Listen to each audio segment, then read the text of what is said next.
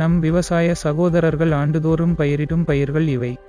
உலகின் 80% விவசாயிகள் தங்கள் வயல்களில் சோர்வடைகிறார்கள். ஆனால் விவசாய சகோதரர்களின் கடின உழைப்பால் பல வகையான பூச்சி அந்துப்பூச்சிகள் ஏற்கனவே தங்கள் விளைபொருட்களின் மீது தங்கள் எதிர்பார்ப்புகளை தாக்க தயாராக அமர்ந்துள்ளன.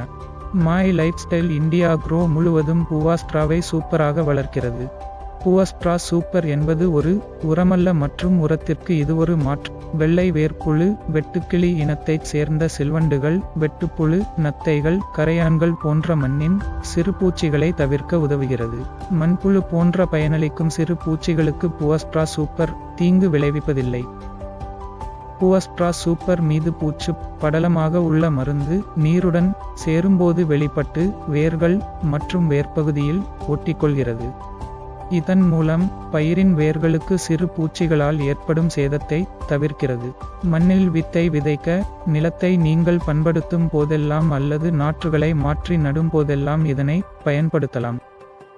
விதைக்கும் போது பூவாஸ்ட்ரா சூப்பரை விதைகள் மற்றும் உரங்களுடன் சேர்த்து கலந்து பயன்படுத்தலாம். விதைக்க அல்லது நாற்று நடப்போகும் ஒவ்வொரு விவசாயியும் உங்களது வாடிக்கையாளரே. கமலா ஆரஞ்சு, சாத்துக்குடி, வாழைப்பழம், கரும்பு, மாங்காய், மாதுளை, திராட்சை போன்ற பல்லாண்டு பயிர்களுக்கு வெளிப்புற பகார் சிகிச்சையின் போது இதை பயன்படுத்தலாம். இயற்கை கரிம விவசாயத்திற்கு மிக பொருத்தமான இது இவ்வகையினத்தில் மிகச்சிறந்தது.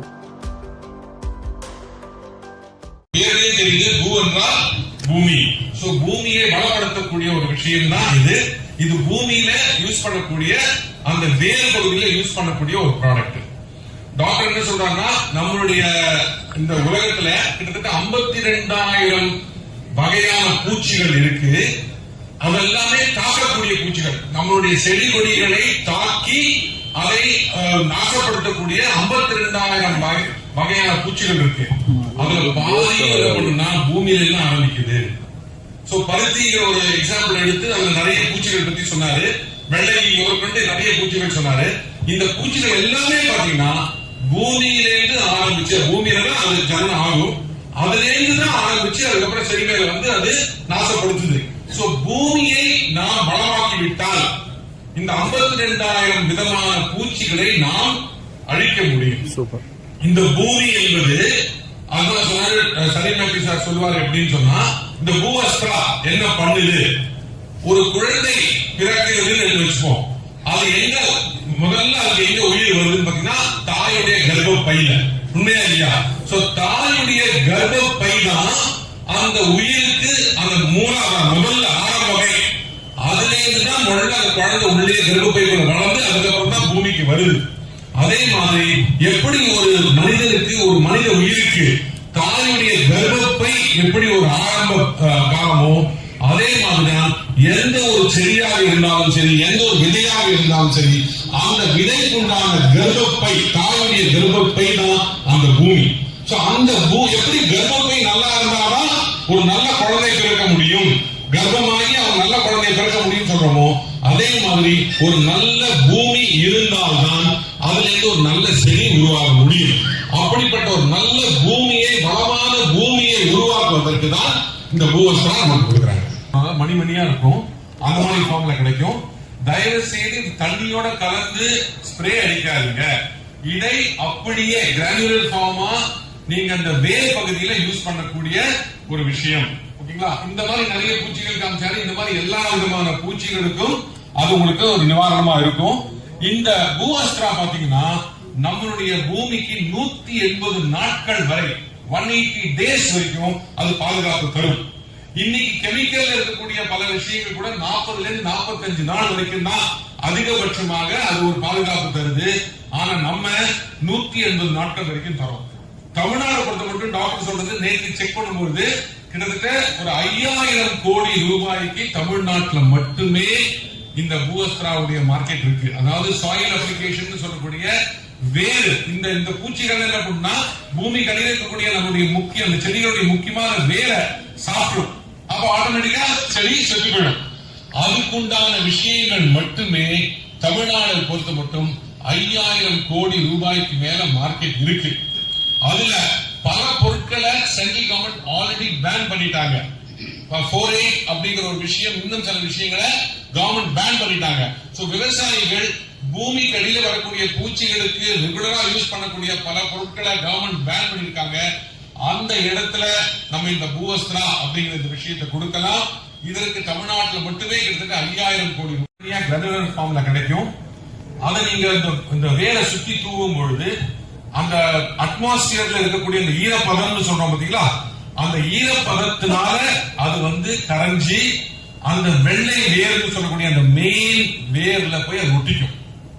அதனால அந்த வேர்ல சுத்தி ஒரு ப்ரொடெக்ஷனா இருக்கும். அந்த வேர் கீழே இறங்கும் பொழுது அது 1/2 அடி போலாம், 1 அடி போலாம், 1.5 அடி போலாம், 2 அடி போகலாம். அந்த மெயின் வேர், வெள்ளை வேர்னு சொல்லக்கூடிய அந்த வேர் எவ்வளவு அடி போகுதோ அவ்வளவு அடிக்கு நமக்கு ப்ரொடெக்ஷன் கிடைக்கும் இந்த பூவஸ்திரா மூலியமாக. சோ அந்த பூச்சி எவ்வளவு அடி கீழே இருந்தாலும் அது பூமிக்கு அடியிலிருந்து போய் அந்த வேரை கடிச்சு சாப்பிட பார்க்கும் பொழுது நம்ம ஏற்கனவே சொன்ன அந்த 4 பிரின்சிபிள்ஸ் சொன்னோம். சோ அது போய் அந்த வேர்ல இருக்கக்கூடிய அந்த பூவஸ்திரா மருந்து போய் அதை சாப்பிடும் பொழுது அந்த 4 பிரின்சிபிள் மூலியமாக அது இறங்கி போயிடும். மண்புழுக்களை இந்த பூவஸ்திரா ஒன்றும் பண்ணாது. இது எப்படி சார் அப்படிங்கிற கேள்வி நிறைய பேருக்கு வரும். நிறைய பேருக்கு அது விடையும் தெரியாது. அதனுடைய உண்மையான காரணம் என்னன்னு பாத்தீங்கன்னா, மண்புழுக்கள் ஏன் ஃபர்ஸ்ட் விவசாயியோட நண்பன் சொல்றோம்னா, அது அந்த சாயில், அந்த மண்ணை சாப்பிட்டு அது மலம் போடுது பாத்தீங்களா, அது ஃபர்டிலைசரா வருது. அதனாலதான் அது விவசாயியுடைய நண்பன் சொல்றோம். சாதாரண ஒரு மண்ணை கூட ஒரு ஃபர்டிலைசரா, இயற்கை ஒரு உரமா மாற்றக்கூடியது மண்புழு. அந்த மண்புழு எப்பவுமே போய் வேற சாப்பிடாது. சோ வேற சாப்பிடாதுங்கிறதுனால அந்த மண்புழுக்கு இந்த பூவஸ்திரனால எந்த பிரச்சனையும் இல்லை. இதே நீங்க கெமிக்கல் அடிச்சீங்கன்னு சொன்னா மிச்ச பூச்சியோட மண்புழு போயிடும். ஆனா இந்த பூவஸ்திரால இது அந்த வேரோட ஒட்டிக்கும். வேரை சாப்பிட செல்லக்கூடிய அந்த புழுக்கள் மட்டும்தான் அதுல செத்து போகும். மண்புழு வேற சாப்பிடாது. அதனால மண்புழு காக்கப்படும். சோ பூவஸ்திரா போடுற இடங்கள்ல மண்புழுக்கள் அதிகமாக இருக்கும், விளைச்சலும் அதிகமாக கிடைக்கும். ஒரு ஏக்கருக்கு 2 பாக்கெட், ஒரு பாக்கெட்டுக்கு 2 கிலோவா வரும். சோ ஒரு ஏக்கருக்கு 2 பாக்கெட் 4 கிலோ போடணும் அப்படிங்கறத டாக்டர் சொல்லியிருக்காரு. இது 4 கிலோ போட்டுட்டோம்னா ஒரு ஏக்கருக்கு கிட்டத்தட்ட 6 மாசத்துக்கு நமக்கு அந்த பயிருக்கு உண்டான பாதுகாப்பு கிடைக்கும். ஆனால் அந்த 6 மாசத்தை இப்படி பார்த்துப்போம். 6 மாசத்துக்கு அதிகமா இருக்கக்கூடிய ஒரு பயிராக இருந்தா, உதாரணத்துக்கு நம்ம ஒரு கரும்பு மாதிரி இருக்கிறோம், 12 மாசம் பயிர்னு வச்சுங்க. அப்படி இருந்தால் 6 மாசத்துக்கு ஒரு முறை, அதாவது கரும்பு நடறதுக்கு முன்னாடி முதல்ல பூமியை ரெடி பண்ணும்போது கரும்பு நடந்து பொழுது ஒரு வாட்டி போட்டுறணும். ஒரு ஏக்கருக்கு 2 பாக்கெட் 4 கிலோ போட்டுறணும். 6 மாதம் முடிந்த பிறகு மீண்டும் ஒரு முறை 4 கிலோ ஒரு ஏக்கருக்கு போட வேண்டும். அதே மாதிரி 6 மாசத்தை விட கம்மியா இருக்கக்கூடிய சில ஷார்ட் டர்ம் கிராப்ஸ் சொல்லுவோம், கீரை, கொத்தமல்லி அல்லது வெஜிடபிள்ஸ் இருந்தால், அப்படி 40 நாள்ல 50 நாள்ல 60 நாள்ல நம்ம அறுவடை செய்யக்கூடிய பயிர்களாக இருந்தால் ஒவ்வொரு முறையும் நீங்க அறுவடை செய்த பிறகு அதை போட வேண்டும். அதான் 6 மாசம் இருக்கு, ஒரு வாரம் கீரை எடுத்துட்டு மறுபடியும் போடுறேன்னு இல்லை. நீங்க கீரை எப்படி எடுப்பீங்க? வேரோட தான் புடுங்குவோம். வேரோட நீங்க புடுங்கும் போது அந்த வேரோட அந்த பூவஸ்திரா எல்லாம் போயிடுச்சு. சோ கண்டிப்பாக 6 மாசத்தை விட கம்மியாக இருக்கக்கூடிய ஷார்ட் டர்ம் கிராப்ஸ் ஆக இருந்தால் ஒவ்வொரு முறையும் நீங்க புதுசா பயிரிடும் பொழுது நீங்க 2 கிலோ 2 பாக்கெட்டை போட்டுடணும். ஓகேங்களா? சோ 6 மாசம் வரைக்கும் ஜெனரல் ரூல். அதை விட அதிகமாக இருந்தால் ஒவ்வொரு 6 மாதத்துக்கும் போட வேண்டும். அதை விட கம்மியாக இருந்தால் ஒவ்வொரு முறையும் நீங்க அறுவடை செய்ததுக்கு அப்புறமும் நீங்க போட வேண்டும். பூமியுடைய வளத்தை அதிகப்படுத்துதுன்னு சொல்றாரு. அது எப்படி வளத்தை அதிகப்படுத்துது அப்படின்னு பார்க்கும் பொழுது, அந்த பூவஸ்திரா மூலியமாக நீங்க அதை போடும் பொழுது அந்த பூமியில் இருக்கக்கூடிய சில வளங்கள் கூட, நுண்ணுயிர்கள் அப்படிங்கிறது அதிகமாகும். மைக்ரோப்ஸ் சொல்லக்கூடிய அந்த நுண்ணுயிர்களுடைய எண்ணிக்கை அதிகமாகும். அதே மாதிரி பூமியில் இருக்கக்கூடிய இன்னும் சில வளங்கள் அந்த மாதிரி ஃபெர்டிலைசரா இருக்கும், அதுல வளமா இருக்கும். ஆனால் நேரடியாக அந்த பயிர்களுக்கு அதை எடுக்க முடியாது. அப்படி இருக்கக்கூடிய அந்த வளங்களை கூட பயிர்கள் எடுக்கக்கூடிய வகையாக மாற்றக்கூடிய ஒரு தன்மை இந்த பூவஸ்திராக்கு இருக்கிறது. அதனால பூமியில் இருக்கக்கூடிய நுண்ணுயிர்களை அதிகரிப்பது மட்டுமில்லாமல் பூமியில் இருக்கக்கூடிய இன்னும் சில வளங்களை, ஃபெர்டிலைசர் சொல்லக்கூடிய சில வளங்களை இயற்கையாக அந்த பயிர்களால் எடுக்க முடியாதுன்னா அதை எடுக்கக்கூடிய தன்மையை உருவாக்கக்கூடியது இந்த பூவஸ்திரா. உங்க வீட்டை சுத்தி பூவஸ்திரா போட்டுட்டீங்கன்னு சொன்னா பாம்பு இந்த மாதிரி வகைகள் அதை தாண்டி உள்ள வராது. அந்த மாதிரி வகைகள் அதெல்லாம் கூட அந்த லக்ஷ்மண் ரேகான்னு சொல்றாங்க, அதை தாண்டி உங்க வீட்டுக்குள்ள வராது. ஓகேங்களா? இது ஒரு மிகப்பெரிய ஒரு பெனிஃபிட், அடிஷனல் பெனிஃபிட் நம்ம.